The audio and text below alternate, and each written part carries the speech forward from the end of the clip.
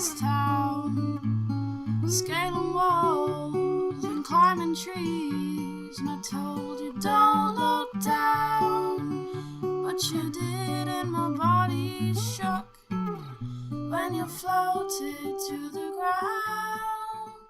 Yeah, you did, and the whole world slept. These two are done. So, there's something about that blue that's interesting. Maybe it needs to be bigger, but for now we're gonna leave it because that might ruin it.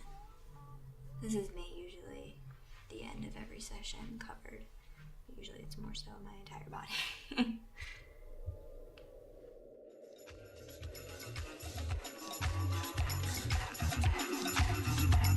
We had a very whimsical and awesome childhood. I tried to keep that as much intact as I could when she was sick the first time, because it was kind of like, let's go back to that happy place, let's be creative.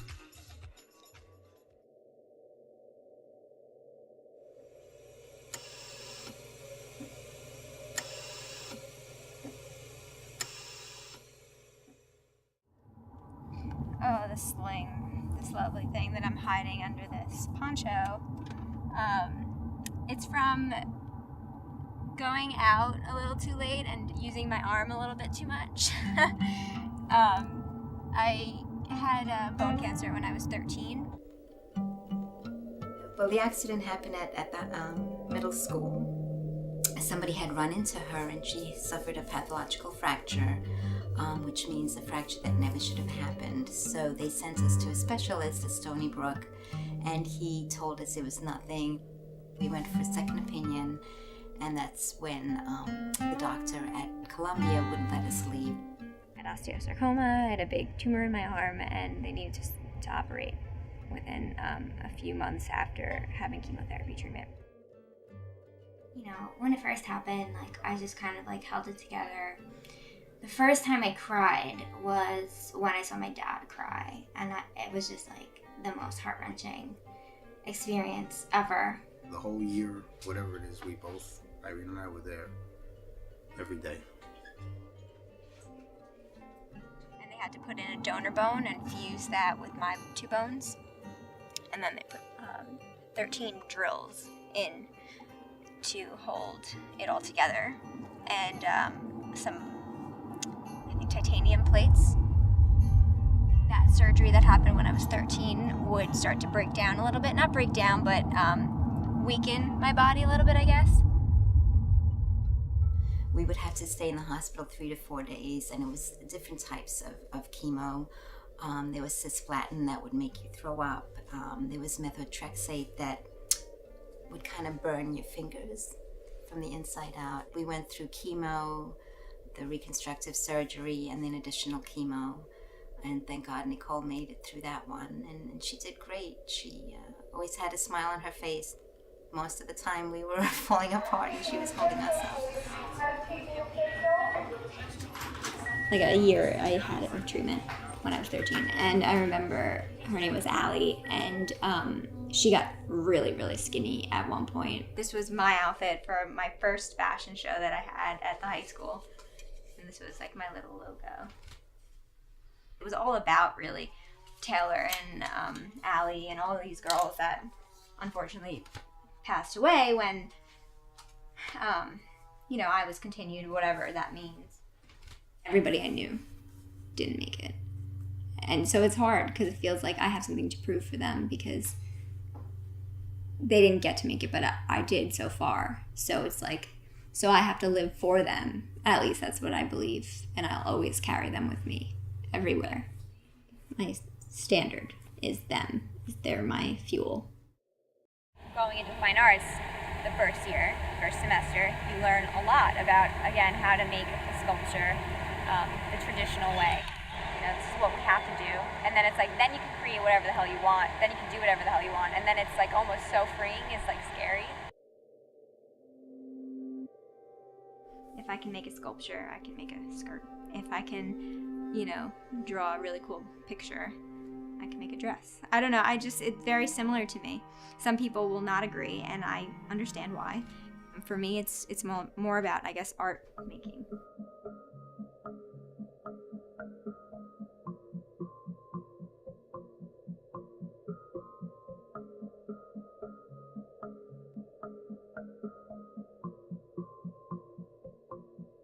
really have a chance to be creative that much. So she kind of pushes me. Like when I started doing the surfboards, I didn't really do any designs on them. And if it wasn't for her, I probably wouldn't, but now I do.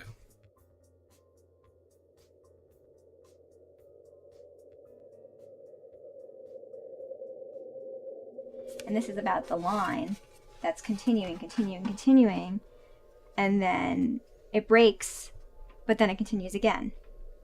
I don't know why I did it, like in the beginning. And I write down all these in my sketchbooks and my journals, and they repeat, whether I know it or not, these ideas. Because they, for whatever reason, they're supposed to happen, so they keep coming to me whether I'm aware of it or not. They come different places, different forms, different ideas. It changes up a little bit, it develops, it goes more in depth as I continue. I have more ideas as I continue. It's cool. It's really cool collecting your thoughts. Like, I'll be in the middle of the night, and a lot of my ideas come from like pure darkness. In the middle of the night, I'll be at home in bed. I wake up 3 a.m., 2 a.m., whatever it is, and I have an idea, and it just comes to me like super quick. Like it's someone else threw it and it caught in my head, and I have to write it down somewhere, because if I don't write it down, I'll forget it completely the next day. Like, I have to write it down. So it's about this documentation idea too. Like, documenting my thoughts, my ideas is super important.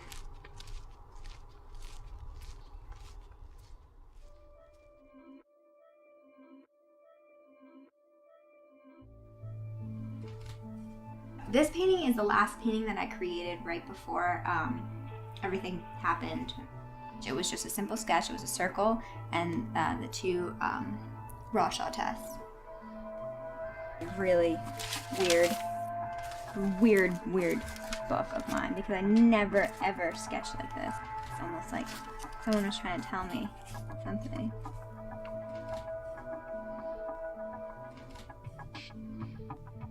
I had learned to do multiples with one original sculpture and doing casts and making it, over and over and over, basically. But it starts, like, the cast becomes kind of like ripped up and kind of falls apart if you don't make it thick enough.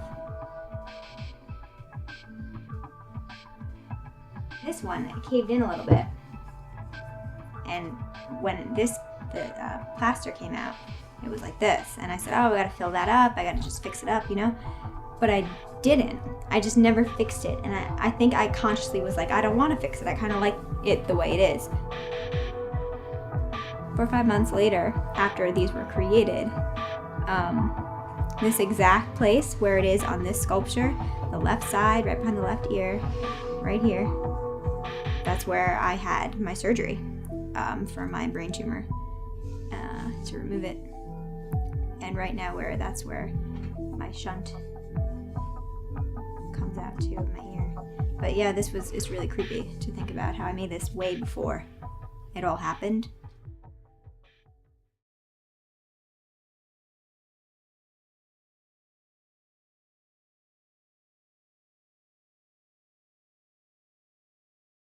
I did this one film where I laid on the floor and I put this color red on my hands, because that used to happen with one of the chemotherapies when I was younger. It used to make my skin like go on fire, basically. And she said like she was having outer body experiences, and I'm like, you're crazy. But then she was like becoming disoriented when that would happen. And we were actually at our Greek Easter celebration, and she wasn't like really partaking in conversations, and she's always so like vibrant and like in it. My mom calls and she's like, they found something in her brain. At that moment in time, I just started hysterical crying. It just felt like somebody like ripped my heart out, punched me in the stomach, like the worst possible feeling anyone could ever feel. A lot of her art that she did before it all happened, I think, was somehow linked. The scanning of the pictures too, I would move it this way, or I'd move it like this, and I had different ways of making it happen, like the image. Every image was different, and really confusing. And that's kind of exactly what happened to me once, when we discovered that I had, a brain tumor. It was when I went to go read my email and I couldn't read it.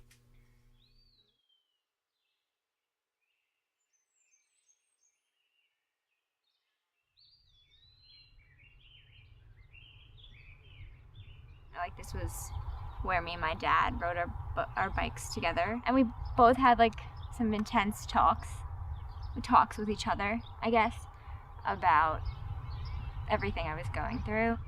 He's always been there for me, whether, you know, he knew what to say or not. That was a tough conversation. So I said, look, the reason why you're going to make it the second time is because you made it the first time. I don't know how you did it the first time. You don't know how you did it. The doctors are surprised you did it, but you'll do it again. At one time he was saying to me, I wish your brain was made of wood because I would know exactly what to do to it to fix it. If your head was made of wood, you have no problem, Skittle, because I'd fix you right up. But unfortunately, it's not. So we have to deal with what we can and how we can. When the MRI scan's going, it's like those those intense sounds that become like a beat for me. And I've become so used to them, to these sounds, that I actually enjoy it. And I'll like move my feet to the beat because I can't move any other part of my body, just my feet. So I've been moving my feet just so my dad can see that I'm okay, that I'm in a good place. Being like, it's okay in here. Hope you're good out there. All I can do is stand by her side and hold her hand and say, I'm with you, baby. And I just keep telling her, just take my strength and do what you will. Just use it. He would be there for me, no matter what.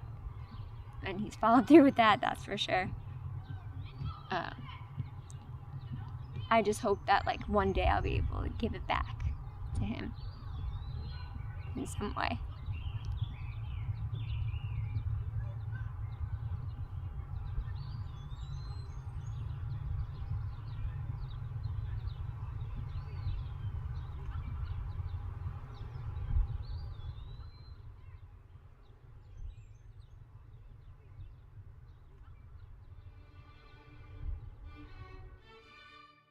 The show was great. It was really, really exciting to see so many people there.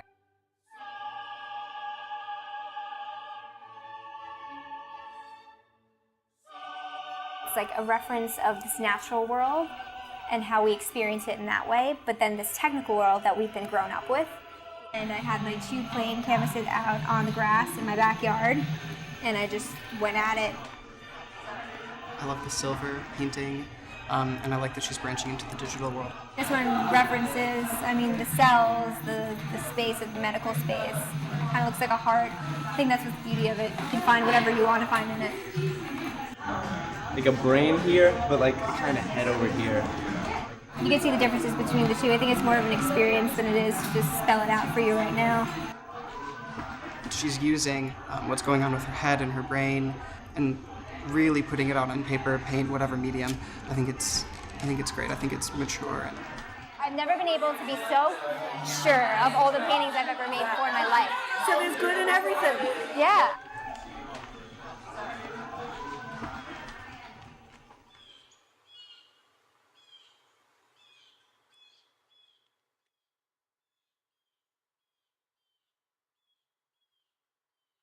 Sometimes I thought it was over, like many times I thought it was over. And you just deal with it. I guess not just deal with it, but you just go through it. And it might suck and things might be horrible, but time continues. And if you continue with it, then you're on to the next thing, I guess. I enjoy being outside and being able to breathe and be able to see the colors that are so natural. And sometimes people don't realize it, to just look outside and just look around them and think, this is awesome, I have a great life.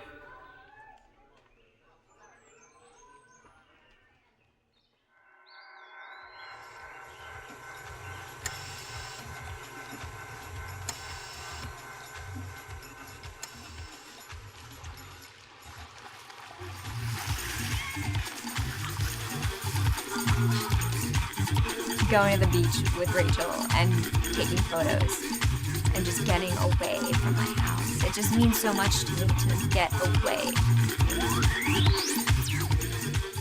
I started putting color in my work, I guess, when I started feeling better about everything. So I think that little bit of blue was like, there is hope, It's very little, but it's there.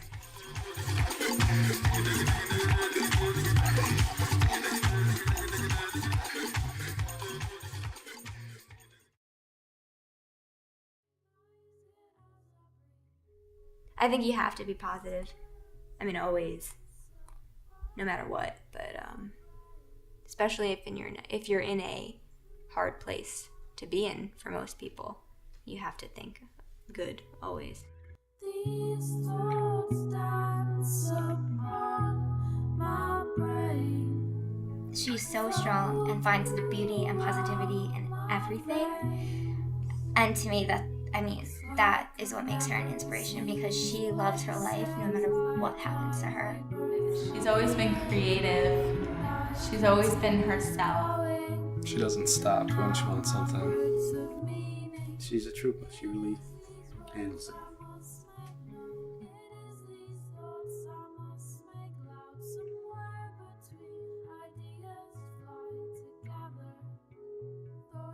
And I'm just so thankful for all of you, and I know for being such a part of my life and work and family and everyone who's been here for me. It's everything, and I'm so thankful, so thank you, all of you. Really, it's every day she teaches me how to live and how to be strong and to be a better person. It's, there is not one defining moment, it's just constant.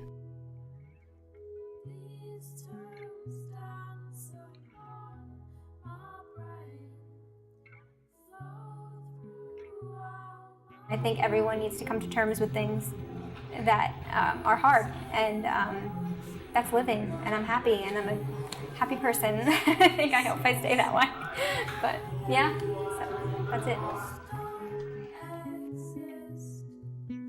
Magic like the turns of life, far from understanding. Magic like an unknown reason from an unknown truth. These